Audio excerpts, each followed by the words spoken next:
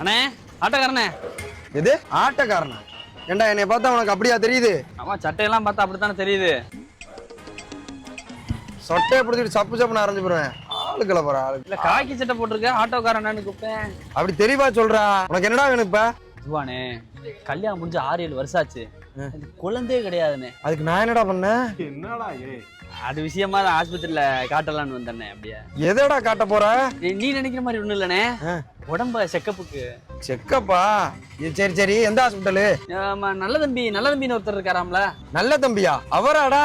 சூப்பரான டாக்டர் ஆச்சுடா. அவர் பேருக்கு ஏத்த மாதிரி உன்னை சரி பண்ணி விட்டுருவாரு. என்ன சொல்ற? ஆமா, ஒரு குறையும் இல்ல போ உனக்கு. புரியலண்ணே. இல்லடா, அவர் பேர் என்ன? நல்ல தம்பி. நல்ல தம்பி. அது மாதிரி உன் தம்பியை நல்லா ஆக்கி விட்டுருவாருன்னு சொல்ல வந்தேன். நீ என்ன சொல்ற?